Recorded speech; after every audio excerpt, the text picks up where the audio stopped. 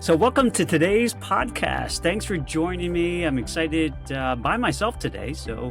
I've been sort of contemplating a whole bunch of things lately as I watch my son sort of progress into the crazy world of applying for college, thinking about his future, and becoming an adult before my eyes. It's crazy to think that cliche is absolutely true. Time does fly and it can go so fast, and I'm watching him become a grown man and figure things out, and ultimately as parents, certainly one of the things we want for ourselves, and more importantly for our kids, is for them to find some level of happiness and joy in their lives. And that's a very broad statement, and there's a lot of ways to attack it. And as I look through and read philosophy and history and talk to people, I think one of the common threads I recognize is that one key to happiness and fulfillment is finding some level of purpose in life, right? We're put on this earth for whatever reason, and it's for us to figure out what is it that we're meant to do, and how do we live. And it's there's no handbook that says this is a way to do it. So we sometimes have to figure these things out, and we're going to figure them out maybe early, hopefully, but sometimes it comes later, and our lives evolve. And as I think about it, even from my own personal journey through life and kind of what I experienced, it is quite amazing. And one of the things I've come across through my just living is the philosophy of Stoicism, and it's just fascinating to think that people were living this way even so many years ago, in Roman times, and learning how they addressed life and some of the challenges and how they approached it was just fascinating to me. And it's really driven me to learn more. And one of the things that I kind of came across with this concept is just living virtuously and having virtues of life, which is defined as kind of like a habit or a quality that allows individuals to succeed at their purpose. And I found that such a tremendous definition of life, and really hits on acting with excellence and acting rightly. And so these are all things that really resonate with me. And so today I want to share a little bit more about some of the virtues of Stoicism and how it's helped me live a better life, as well as help me take more ownership and control of my financial life. So it can help me live daily in a way that suits me best and gives me more fulfillment. And so the four virtues that kind of are embedded into Stoicism that I'm going to cover are courage, temperance, justice, and wisdom. We'll go through each one, just give you my description of them and how they've helped me in my just personal life, but also how they translate into my financial life and how they've really helped balance things. So first thing is courage. Now, courage is one I think is the centerpiece of this. This is where everything starts. I think courage in life, there's so many things that we have to get over our fears and overthink. I'm an overthinker, so stop overthinking about things and take the courage to try new things. Obviously, this starts young when you're experiencing life and going into new situations, learning new topics. You're constantly learning, but you have to be courageous about it because you have no certainty of how they're all going to turn out. But you have to have the courage to step forward and try, and certainly ask questions. And it's about being brave, right, and not knowing exactly how things would turn out. And we're going to face that all through life. And hopefully, as my kids are growing and learning that it takes courage to try just about anything, and but it opens up the possibilities of so much. And certainly, as you're getting into education or trying new jobs and exploring new areas, it's having the courage to be okay with not knowing everything and stumbling a bit and failing, of course. And that's what certainly the entrepreneurial road. That's what most people say is so risky because you're going to fail a whole bunch of times, but that's where you're going to get tons of learning and grow in confidence and learn more about yourself. And that's really going to be, I think, a key to life and the journey we're on here. And so as it relates to our personal finances, we are driven to kind of find that herd mentality. I think there's some safety in that. And and feeling that, if everyone's doing it, we should probably do that too. And I can appreciate that. Certainly early on in my sort of financial journey, I felt that way too. And until I started investigating a little bit more, and took some courage to try new things, like getting into other types of investments that I didn't know much about, and learning that along the way. And so for people who are sort of curious about what else is there to do with my finances, the first step would be just to go out there and start learning, right? Easy enough. You're doing that by coming on podcasts like this, or going and reading a book that you get recommended. There's so much great information, education these days, and podcasts that you can really start just stepping into it without having to face anything. Just learn is a great thing, and we'll get into that a little bit more. But then getting yourself out there and trying these things, whether it's starting a business, right? Find a passion that you want to pursue, and give it a try. You don't have to quit your job immediately. I didn't when I first started off in my own practice. I didn't quit my job immediately. It's something that I just learned and tried, and I certainly scary to start with, but as you build up to this is the type of stuff you can build the strength to be more courageous and continue along your path. And so I would highly encourage folks who are trying to advance what they're doing financially is just to step out there a bit, right? You don't have to take a massive leap. Learn something, meet with somebody, right? And be open-minded about things, and you'll build your confidence so you can be courageous for the next step. I started off back in there. I remember, and I think I may have shared the story on a different podcast. I started learning about real estate, and I went to a real estate investors meetup. I didn't know anybody. I walked into this thing kind of cold. I wasn't sure what to expect out of it, and I was kind of just clueless on everything. So I almost didn't walk into this meeting, and I stepped back. I walked and said, just go in. What's the worst that's going to happen here?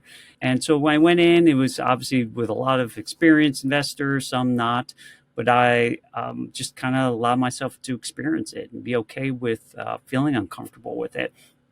And most of the night, I didn't really get into many great conversations, didn't meet anyone I felt really impacted me all that much. And then as I was walking out and feeling a little dejected, I caught eyes with somebody, and I said, "Hey, how are you?" And we met and we chatted, and then nearly 45 minutes later, we finished up the conversation, and we agreed to meet later. And lo and behold, years later, this is a person I did a lot of business with. He helped me along my real estate journey, and even helped me I helped him in his real estate ventures too by helping fund it. I didn't have the experience, but it all started by taking the courage to step into it and face the fear of potential rejection or feeling stupid, and just kind of went for it. And so this is something that's going to hopefully progress for people all through life, and you build up that courage. Really hugely important to your life, and certainly your financial life. So the second virtue is temperance.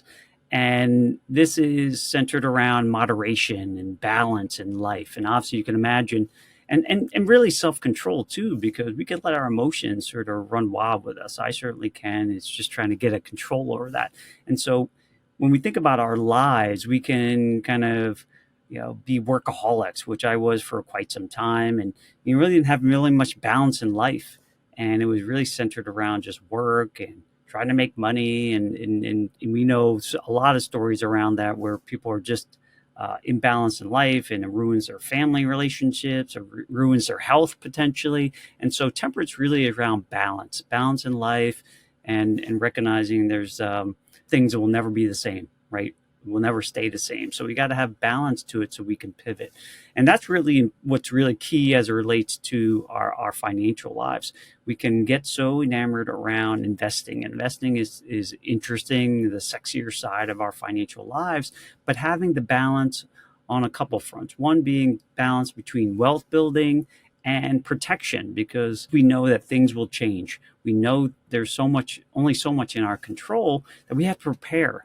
I heard this the other day, and I thought it really resonated with me, is that we have three lives that we're trying to build for. One is our lifestyle, our current day life, and treating that and being present and having the funds to do that. The second life we're trying to address is the life that for things that we cannot expect to happen to us, right, in our lives. We get into an accident or we get sued, we lose jobs, whatever the situation, things that we cannot absolutely control, they're going to hit us. How do we prepare accurately for that?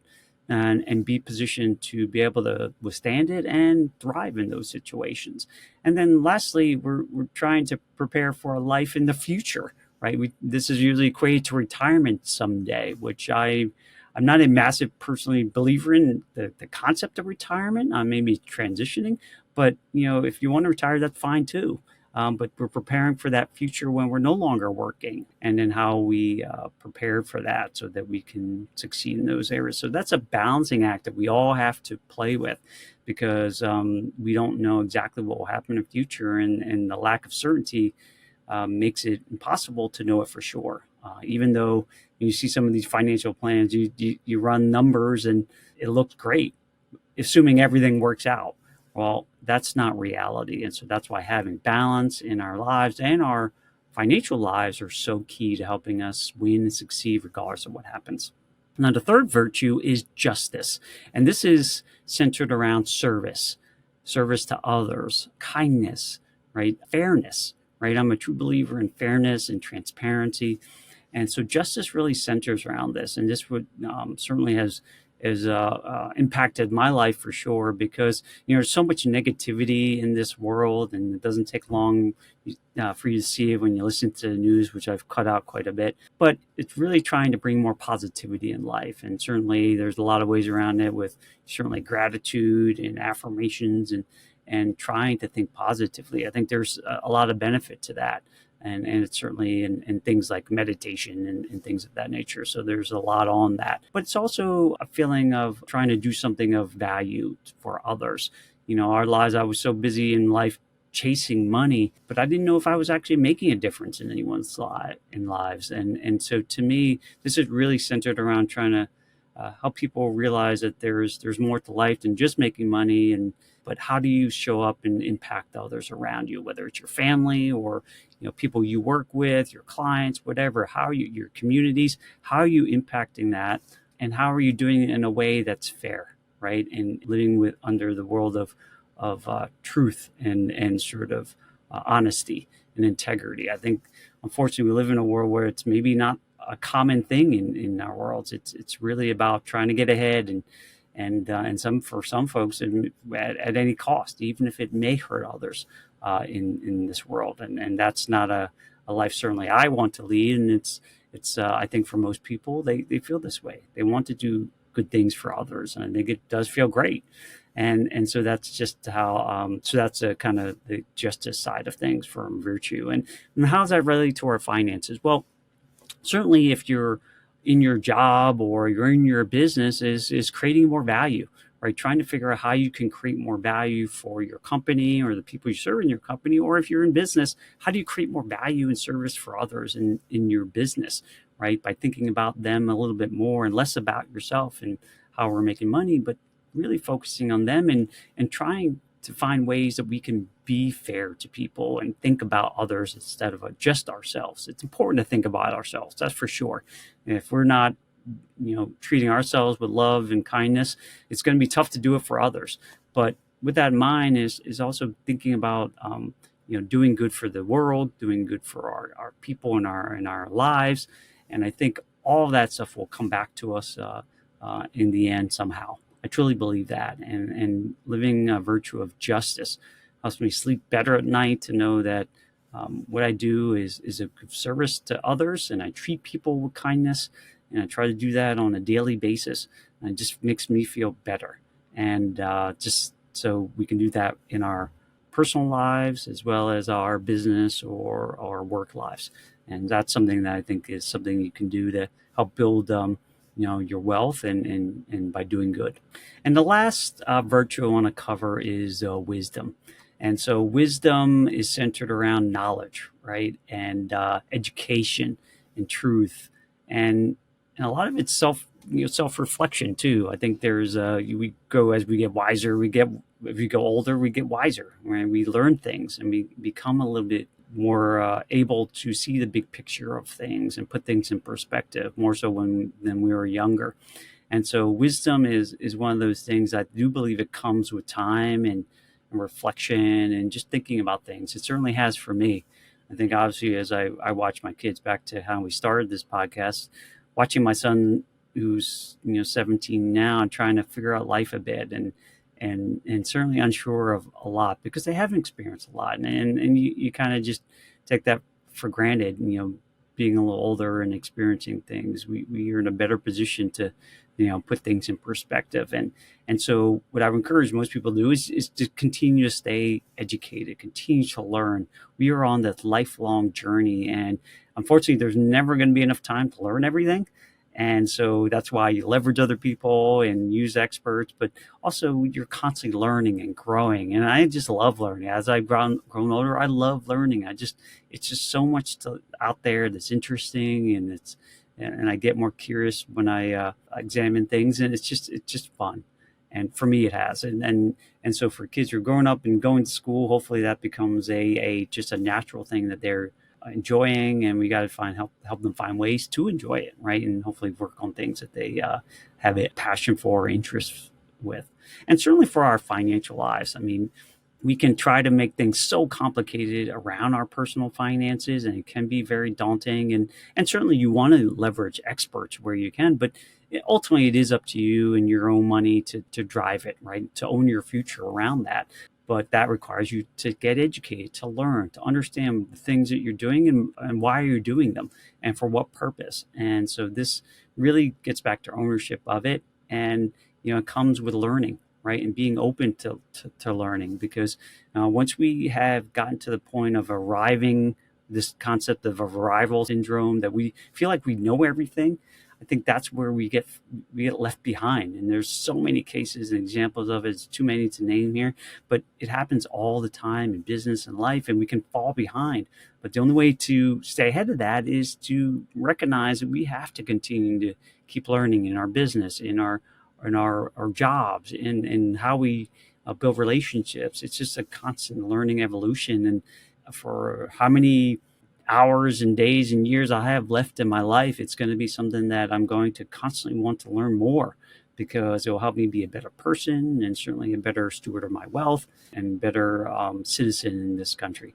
So those are the 4 areas. Hopefully this was helpful and helped you think about even your own personal life, and certainly how it maybe applies to your financial life. And certainly more than happy to chat more with you individually to help you think through these things for your own personal life and certainly wealth. And, and centered around kind of core 4 virtues, right? We're talking about courage, right? Temperance, justice, and wisdom. And those can really create a good foundation for you to live a good and virtuous life, one of meaning and substance and impact for yourself and the people around you. So hopefully this was a useful podcast, and we'll see you on the next episode of the Perennial Pride Podcast. Thanks for joining me on this episode today. I really am grateful for you as listeners to the Perennial Pride Podcast. I hope you're getting some tremendous value out of it and hopefully pushing you along your journey to financial freedom. I put this podcast together really to help you get more educated around your finances so that you feel empowered to live the life that you really want. And if you like the content that you heard today or watched, then I would encourage you to go to my website, perennialpride.com. There's tons of other content there. And you can access my book, Wealth Beyond the Numbers. You can buy it there on my website. It's a aggregation of a lot of great tips and tools I've learned to not only build my wealth in my accounts, but build wealth in my life and abundance and joy, and something that has a lot of my experiences in the journey that I've been on personally. Hopefully that can be also of value to you as you sort of move forward. So thanks again for being a Perennial Pride listener, and we'll see you on the next episode.